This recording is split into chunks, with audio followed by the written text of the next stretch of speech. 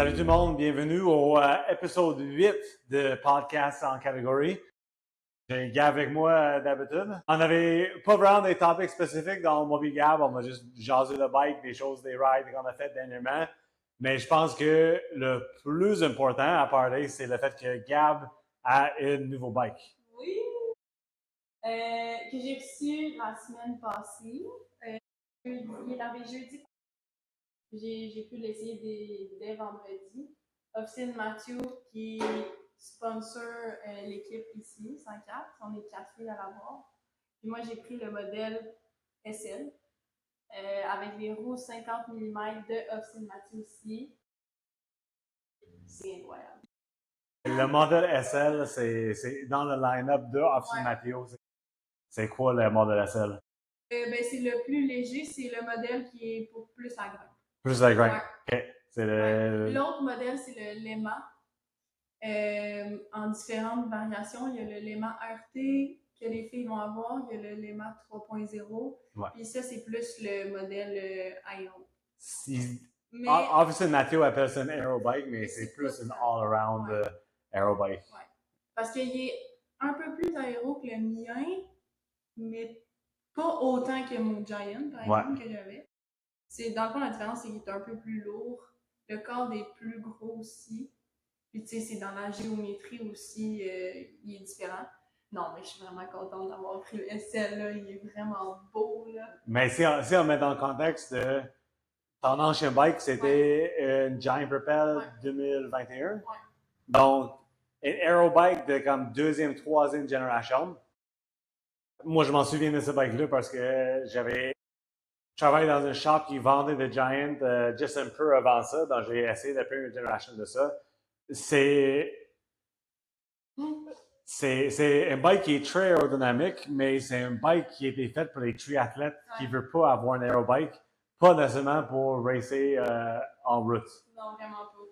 Vraiment pas parce que je le vois maintenant la différence que mon Giant, il était facile à garder une vitesse quand même assez haute, mais vraiment ça coûtait cher en énergie à partir, à faire des relances, tout ça, puis dans les côtes aussi, il était hyper mou. C'est dur à décrire, mais c'est vraiment ça, il était mou. Tandis que là, le Officine, là, je donne un peu de power, puis ça part, mais c'est plus difficile à garder à une certaine vitesse. Ouais. Puis souvent, le monde va parler de comme carbone versus aluminium et tout ça, de qu'est-ce qui fait que ils mettent beaucoup le raisonnement de pourquoi un bike a un certain comportement sur le matériau, mais les formes des tubes peuvent avoir autant, même plus d'influence sur la rigidité qu'autre chose. Alors, si on s'en souvient, notre physique, même pas de cégep, la physique de l'université, mais le niveau de flex, la facilité de flexer un tube est une fonction de son modulus de Young. Un modulus de Young, c'est si je mets expression dessus, combien ça va déformer. Mais aussi la forme de la cross-section. Si je coupe le tube en deux, c'est quoi la forme qui est là? Ces deux choses-là vont influencer à quel point quelque chose est rigide.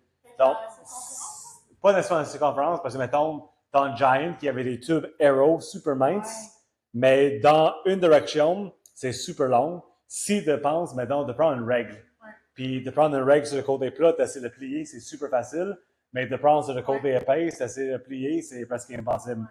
Mais ton Giant était un peu comme une règle, dans un sens que, de façon latérale, c'était super mou à cause des shapes Aero des tubes.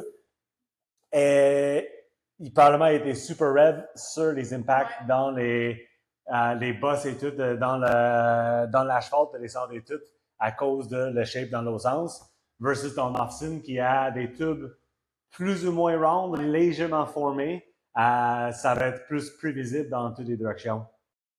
Ça m'aide vraiment à comprendre. c'est pas juste le matériau. Puis quand on parle de carbone, on a aussi où on met le matériau qui va faire une différence, mais ça c'est encore plus compliqué. Puis on dirait que les dernières générations de bikes aérodynamiques, ils ont vraiment compris comment trouver l'équilibre entre avoir une forme de tube aérodynamique, mais aussi avoir de confort dans les bonnes places et de rigidité dans les bonnes places. Alors, je pense même pas que c'est juste une question de Giant versus ton nouveau bike, c'est vraiment le style de bike, mais aussi que ça fait 5 ans de développement qu'on sait mieux faire des bikes aussi. Mais là, le carbone est aussi vraiment meilleur. Le carbone est probablement de plus haut modulus. Alors, il déforme moins pour la même pression. Donc ça va aider, oui, trouver la rigidité, mais un carbone qui est plus haut modulus, il est plus fragile aussi. Parce que tu vas plier moins avant qu'il casse. Giant, ils se font des bikes, pas toutes les bikes, mais mettons, cette génération de Propel, il était presque intuable parce qu'il prenait un carbone plus bas modulus, puis il se mettait beaucoup. C'est une des raisons pourquoi il était plus lourd comme bike. Mais mettons, dans le nouveau bike, il est probablement plus fragile. Probablement pas fragile quand tu l'utilises comme bike, mais contre des autres impacts et tout ça, il est moins résistant que dans le Giant, mais il est probablement plus performant que ton nouveau bike. Que ton ancien bike. Ouais, que ton ancien bike. Mais c'est cool que tu l'aimes, puis de remarquer autant la différence. De changement parce que là, mon Propel, c'était 11 vitesses, l'ancienne génération du Ace. Là, j'étais en Integra, 12 vitesses. Là, j'ai raccourci aussi ma longueur de pédalier. Mon guidon aussi, il est plus étroit. Fait que là, tout le handling est différent. Puis aussi, le cadre, il est plus compact. On a pris un 52 cm, tandis que mon Giant, c'était un medium qui équivalait à 54-ish. Fait que là, ma position aussi est vraiment plus comme racing. Ouais. Ouais, je suis contente. C'est cool. Ouais. Puis là, je l'ai essayé au CRIT mercredi, puis j'étais vraiment contente de comment il réagissait, puis dans les relances, puis tout ça. Fait que là, il reste juste à m'habituer au flow. J'ai pas encore totalement le flow quand que je grimpe. Je suis pas encore habituée totalement. Parce que justement, il est comme plus rigide. Ouais. Puis j'étais habituée à comme vraiment avoir de quoi de mou. Ouais, je comprends. Ouais. Mais ça va venir. Ça va venir. C'est rapide. Puis, je pense que c'est quand même une discussion intéressante parce que on dirait qu'à chaque année, à chaque 5 ans environ, le monde, le marketing de bike change de est-ce que l'aérodynamique est plus important, est-ce que le poids est plus important, ça tombe d'un côté à l'autre. La vraie réponse est probablement plus que les deux sont importants. Puis les compagnies de bike trouvent des différences qu'ils peuvent pour convaincre le monde d'acheter un nouveau bike à chaque X années, que c'est ce qu'il faut faire. Mais je pense qu'il y a quand même parce que toi, tu as pris la version qui est plus lightweight, qui est plus légère au lieu d'un vélo qui est plus aérodynamique. Puis on voit souvent dans le peloton pro des filles qu'il y a plus de filles qui prennent la version lightweight versus les hommes. Si on regarde des marques qui en ont les deux, dans l'équipe Jumbo Visma, chez les hommes, sont toutes sur le S5, le S5, même sur les étapes de grimpe. Puis chez les filles, ils sont souvent sur le S5, mais très souvent sur le R5 aussi. Puis dans les équipes qui ont Scott, même chose, les hommes sont presque toujours sur le foil, sauf dans certaines courses. Et chez les filles, ils sont très souvent sur le Addict, qui est le vélo lightweight. C'est comme, il n'y a pas une version universelle, puis je pense que ce qui n'est pas souvent dit quand le monde magasine un bike, c'est que le MS est une fonction plus ou moins cubique. Ça veut dire que le plus d'augmente en vitesse, tu as vraiment une augmentation rapide de l'importance de l'aérodynamique. Donc, dans le peloton pro des hommes, où il se passe beaucoup de temps en haut de 50 km/h, le bénéfice de cette bike aero versus une petite différence de poids n'est pas énorme. Mais on a aussi l'autre côté que le poids, souvent le monde met trop d'importance sur le poids, mais le plus tu es légère, le plus cette différence va avoir un effet. Alors, si on prend nous deux comme comparaison, Ouais.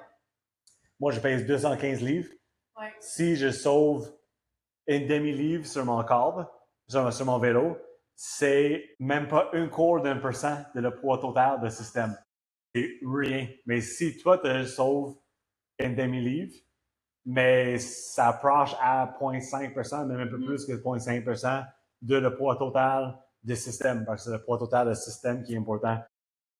Souvent, le conseil que le monde devrait avoir et devrait penser quand ils magasinent un nouveau bike, et le plus la vitesse moyenne des sorties est élevée, le plus un bike aérodynamique va t'avantager. Et le plus toi, tu es léger comme personne, le plus tu vas avoir un avantage de prendre un bike plus légère. OK. Ouais. Fait que toi, mettons, le gain il est pas là. Moi, j'ai parce roulé que- des bikes en aluminium ou en carbone. Ouais, c'est ça. Comme on avait déjà dit. Parce que le poids total, ça fait pas une différence. Ça fait pas une différence significative. Souvent, le monde va sentir le poids, mais quand on regarde vraiment le côté performance, ce qu'ils ressentent n'est pas vrai. C'est erroné. Ouais. Les situations où ils sentent la différence ne sont pas des situations importantes. Ouais. C'est. Puis c'est vrai que les gains. Si tu vois un test aérodynamique en bas de 35 km/h, ben c'est pas que c'est pas bon. C'est juste que ils ont vraiment poussé, puis probablement ils ont conçu le bike pour le monde qui roule plus dans les vitesses normales. Je pense que c'est Envy, quand ils ont sorti le Melee, ils ont vraiment dit on a conçu le bike pour être aérodynamique entre 30 et 40 km/h. Okay. Alors, ils n'ont pas dit que c'est en haut de 40, ils ont conçu pour être rapide dans cette gamme-là, versus des autres bikes qui souvent sont conçus pour être rapides en haut de ça. Et les gens qui ne roulent pas à ces vitesses-là ont un bénéfice, mais vraiment moins de bénéfices. Donc, bref, je pense que dans ton cas, surtout que tu es une fille très légère, dans les races que toi, tu veux trouver important, le moment clé va des montées, c'était un bon choix de bike pour toi. Même si tu avais légèrement désavantagé dans des moments plus rapides de la course. Ouais. Mais ces moments-là, tu devais te cacher anyway. Ouais. Ouais. Puis au moins aussi, j'ai pris les roues. Ouais. Fait sont un peu plus lourdes, mais pas tant que ça. Non. C'est vraiment plus beau aussi. C'est vraiment plus beau. Surtout que t'es ground. On va dire que le plus t'es ground, le plus il faut que tu forces à avoir des roues plus profilées. Ouais. Parce que ça a l'air bizarre. Ouais, une personne en haut de 6 pieds qui a des roues de 30 mm, ça marche pas. Je veux dire, j'ai eu un bike d'été. Mon Giant, les roues étaient vraiment profilées. Fait je suis habituée de gérer des coups de vent. Et là, tu es aussi vendu avec des 32 de taille ou des 30? Des 30. Des 30. J'aime ça. C'est le rêve, hein? Attends que de mettre des 40. Non. Attends que de mettre des 40. J'arrive au crit avec des 40. J'ai encore le goût d'essayer. J'ai vraiment le goût d'essayer une cuite avec mes 40. C'est le dernier en bike. Je pense que oui. Mon bike de CX est monté avec des 40. Le gars, il se pointe avec un fun bike. Des 40 slick. Est-ce que tu peux aller à. Tu peux, mais ça va être difficile. Ça a beaucoup de watts pour monter à ça. Dans des centres. Non. Le bulldozer. Mais j'ai vu, ça me fait penser, j'ai vu Will, il a mis son bike sur un. Ben, c'est rendu un one bike. Ouais. Mais est-ce que quand tu shifts, ça prend plus de temps? En one bike? Pourquoi ça prend plus de temps? Parce que je trouvais que quand je shiftais, ça prenait plus de temps. Will, si de mémoire, son bike de crit, aucune offense Will, mais c'est un peu un bike de brosse. Oui, non, c'est vrai. C'est un bike avec des composants que ne lui dérange pas s'il se brise. Ouais. Qu'un bike de crit devrait être. C'est la raison pourquoi j'ai fait des crits avec un alley sprint et pas mon bike tout custom, tout beau. Son bike, je pense qu'il est monté en 9 vitesses. Et puis 9 vitesses mécaniques, donc ça se peut que ce soit moins vite que ton 12 vitesses électrique, tout ça. Non, je pense que c'est plus ça. Mais non, un plateau. Mon bike de gravel est monté en un plateau. Puis non, c'est pas plus lent. Et j'ai hâte au jour que je peux rouler tout un plateau. Pourquoi? Ben, c'est une chose de moins à penser. C'est vraiment plus simple. Mais je veux dire, pourquoi t'as. Après, j'utilise mon bike de crit des fois pour les autres choses. Pour être dans des crits, tu veux quand même avoir des gears qui sont plus proches dans leur espacement. Donc, si je veux avoir un cassette 11-30 avec mon plateau 54 en avant, parce que des fois, dans des crits, je suis dans le 54-11. À des moments, mettons, le crit mercredi soir, je prenais toujours le côte en descendant pour retrapper des places. Mais pas de ça, parce que je suis plus lourd, puis je ne pouvais pas pédaler puis monter. Mais aussi parce que j'avais une 54-11 pour garder une 250-300 watts pour retrapper. Donc, si je veux avoir une 54 avec une 11-30 en arrière, je ne monte aucune côte en 54-30. D'avoir le deuxième plateau laisse un peu de marge pour me rendre au crit en bike et tout ça. Et serait quand même. Ouais. En fait, le gain, ça serait plus sur l'entretien puis tout ça. Là. Si tu enlèves juste ton derailleur avant puis ton petit plateau, puis te laisse ton même cassette et tout ça, tu sauves quand même une demi-livre en faisant ça. C'est quand même pas rien. Donc, le dryer avant Shimano mécanique est comme, je pense qu'il est comme 140 grammes, puis le plateau avant est comme 100 grammes. Un peu plus qu'une livre. Une demi-livre. Ouais. Une livre, c'est 454 grammes. Donc, c'est pas rien, mais je pense qu'il y a plus d'avantage dans les bike de crit aérodynamique à enlever ton dryer avant que le poids. Puis tu as plus de risques à échapper ton chaîne. Tout ça qui vient avec, ça vaut pas tant la peine, à mon avis. C'est quand même intéressant. Oui, mais Willy aussi, il y a une dryer arrière de vélo montagne sur son bike. Son dryer arrière, le tension sur la chaîne est plus élevé pour que tu n'échappes pas ta chaîne. Alors, c'est un autre modification que souvent tu as besoin de faire. Mais il est vraiment juste pris des pièces qu'il avait. Il a acheté des roues rim brake que j'avais qui traînaient. Il a mis ça sur son bike. Puis c'est un excellent bike de crit. C'est cool. On voulait parler des modifications à faire pour obtenir le plus possible. On vient quand même. Mais je suis curieux de savoir, parce qu'on a parlé beaucoup de bike aérodynamique versus bike léger versus des roues profilées ou non. Selon toi, qu'est-ce que tu penses si je dis entre le profilage de tes roues, mettons si on dit des roues 30 mm versus 60 mm, une courbe aérodynamique versus une courbe lightweight, et ton position corporelle, tu penses lequel a le plus d'influence sur l'aérodynamisme? Je dirais avec la position. Ouais. Puis après ça? Après, j'irai avec les roues, puis en dernier, le corps. C'est pas mal la bonne réponse. C'est sûr que on a nos gros sacs de viande puis une petite de forme en carbone. Et c'est sûr que la position que tu tiens a plus d'influence sur ton aérodynamique que le corps. Puis c'est pour une raison pourquoi on voit tout le monde aller vers des guidons de plus en plus étroites, des positions de plus en plus agressives. Mais aussi pourquoi on voit beaucoup de personnes. Tu checkeras des courses de vélo, des courses de Pro Tour en genre 2018-2019. Tous les pros avaient des bikes une grandeur trop petite avec la potence, pas toutes, mais beaucoup, avaient une grandeur trop petite avec la potence au plus bas possible.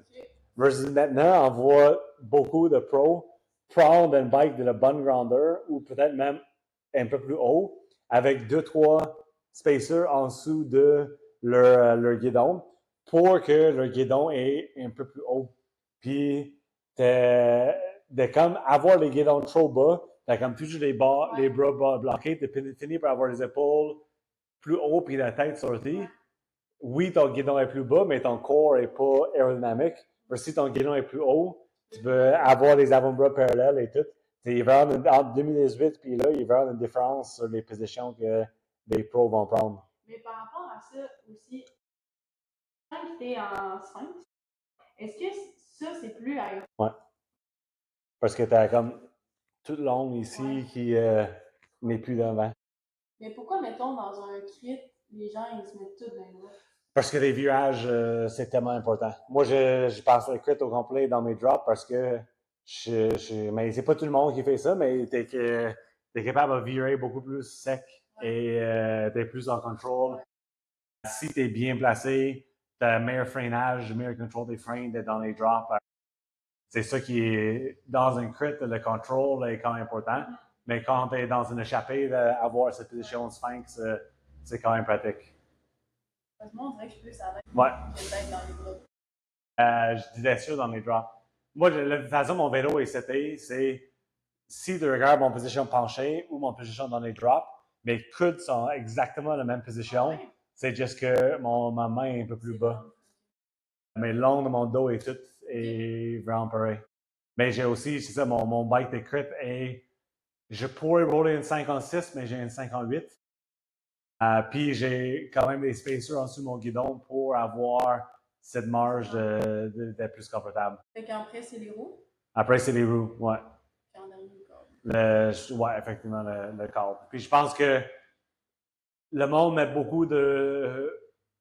beaucoup d'importance sur le poids de câble, mais je pense que c'est vraiment la géométrie de câble qui fait. Pas la géométrie que tu vois, les angles de ton bike et tout ça, mais aussi la géométrie de comment les tubes sont faits qui fait plus une différence.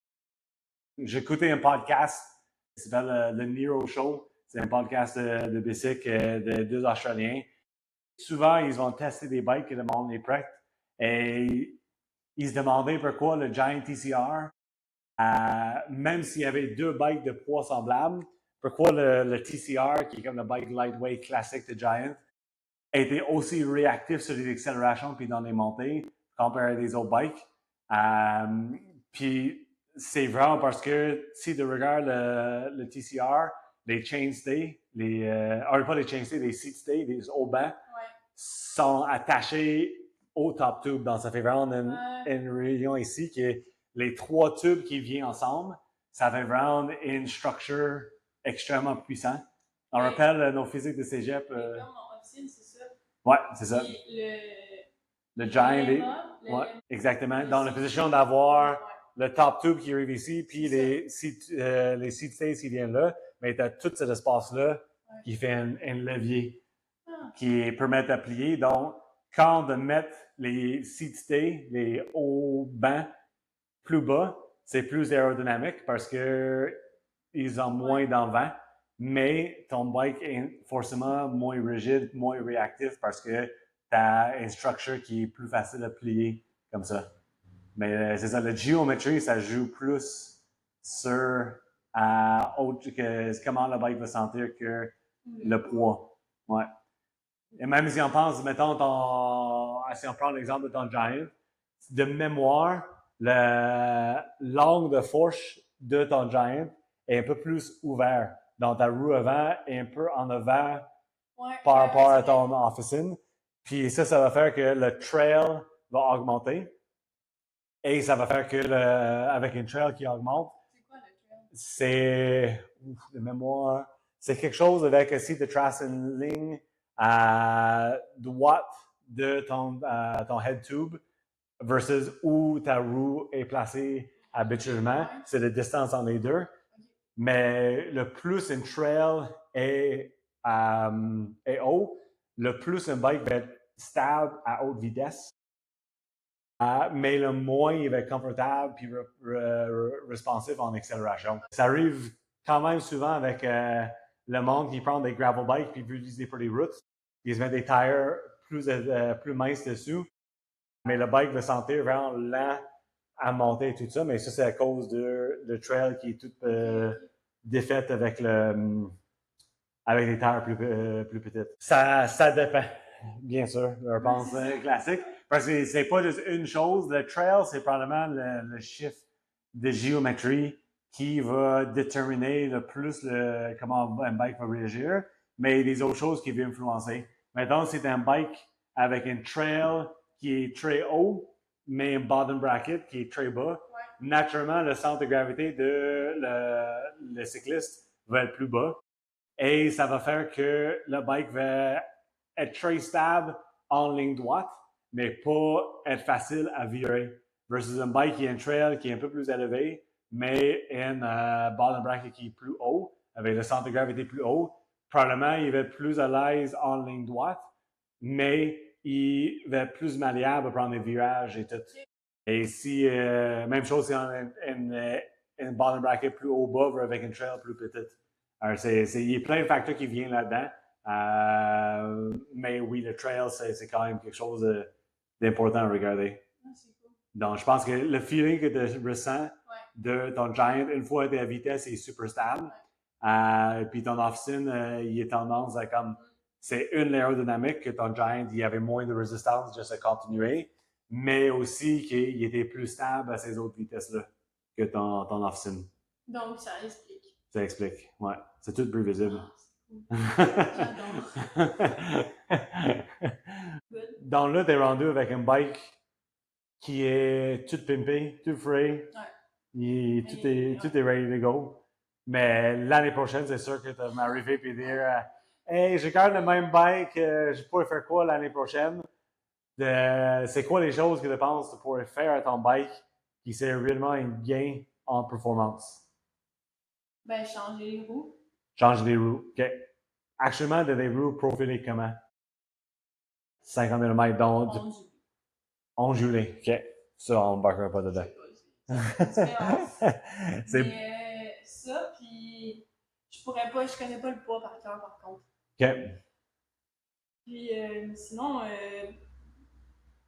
je pourrais peut-être changer la. Je sais pas si ça pourrait. Ben là, c'est quand même un gros changement, par exemple. Dans ma position. Ta position.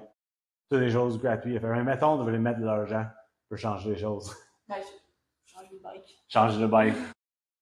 C'est une bonne réflexion, parce que oui, effectivement. Parce qu'il est comme. Je veux dire, il ne peut pas tant avoir des gains plus que ça, je pense. Tant que ça. Je pense que c'est sûr que les gains que vous allez chercher sont genre dans les plus marginales. Mais il y a 2-3 là-dedans que je pense pourraient avoir une influence.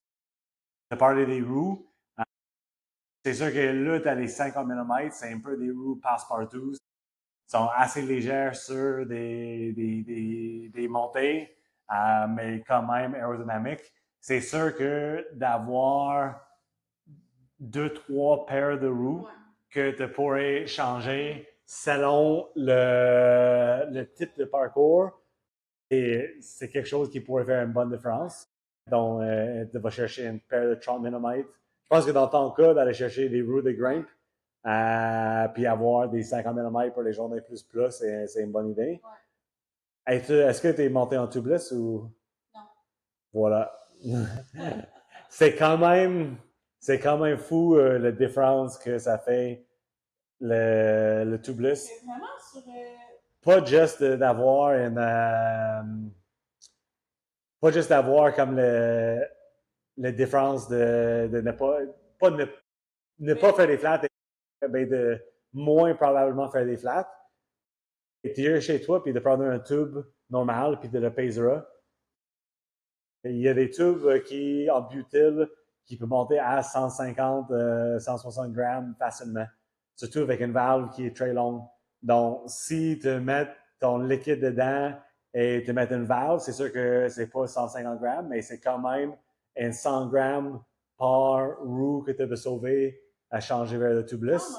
Que c'est comme quelque chose que ça bénéficie de performance à améliorer ton résistance au roulement, mais aussi ton lève de poids. Donc, c'est comme win-win de faire ça. Est-ce qu'il y a le feeling lui-même? Mais tu peux aller vers une plus basse pression. C'est sûr qu'avec une tube, tu as plus peur de comme pincer ton tube si tu es trop bas. Mais dans ton rôle, une plus basse pression, puis tu as comme l'impression de flotter sur l'asphalte avec ça. Tubeless, ça serait une bonne chose. Mais là, mes roues, je pourrais pas mettre du tubeless. Non? Ah, je sais pas. J'ai surpris que quelqu'un sort des roues en 2025 qui ne peut pas être mis en tubeless. C'est vraiment surprenant. Ouais. C'est un round. J'avais pas pensé à ça. Ouais, tubeless. Puis, un autre gain que je pense que tu pourrais avoir sur ton bike est de mettre des chainrings aérodynamiques. Ouais. d'avoir comme des chainrings pleines, qu'il n'y ait pas de passer des Shimano en des trous dedans et tout ça. Puis c'est sûr que ça punk surprenamment dans le vent. Donc, de mettre une des chainrings aérodynamiques, ça va ajouter un peu de poids, mais ça pourrait être Mais un là, bon tu parles remplacement. vraiment comme de tout le plateau. Ouais, tout le plateau. Tout plein. Tout plein. Ouais, ça look plus aussi. Ben oui. Ça look plus. Je dis ça parce que j'en ai sur mon bike. C'est que l'année prochaine, L'année prochaine, si je veux pas changer de bike. si tu veux changer de bike. Ouais. Ben, c'est sûr qu'il y a plein d'options que. Il y en a plein d'autres options, mais là, on tombe dans des choses qui coûtent très cher et ont une. C'est très marginal comme game. Puis même douteux dans leur efficacité. Mettons, tout ce qui est comme les jockey wheels oversize et tout ça, les bearings céramiques et tout ça, c'est très discutable si ça a vraiment un bénéfice ou non.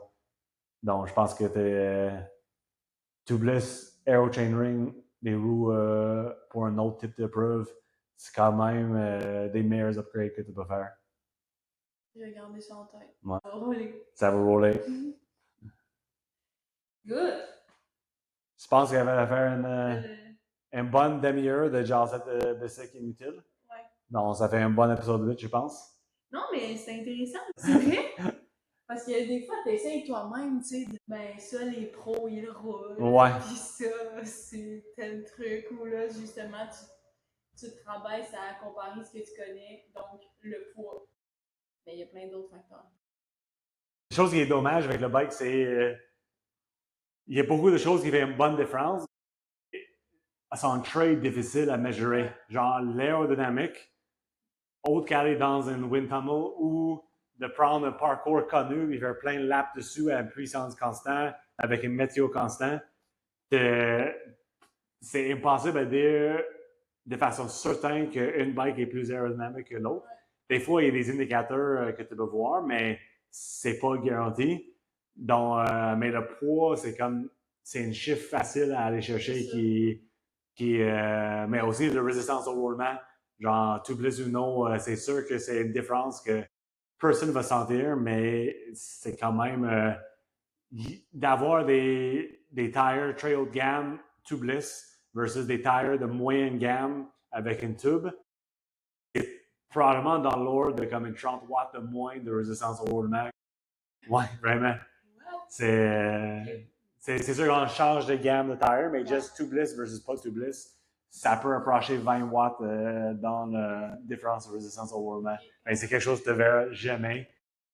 Pour toi, 20 watts, c'est presque 8% de ton FTP, 7,5% de ton FTP. C'est quand même pas négligeable. Bon. Création de besoin, écoute, en jasera. Bon, ben si vous avez des idées de choses que vous pensez on n'a pas parlé ou est-ce que je suis complètement dans le champ avec mes propositions fondées sur les formules mathématiques, dis-moi. Et puis on va se rendre pour l'épisode 9.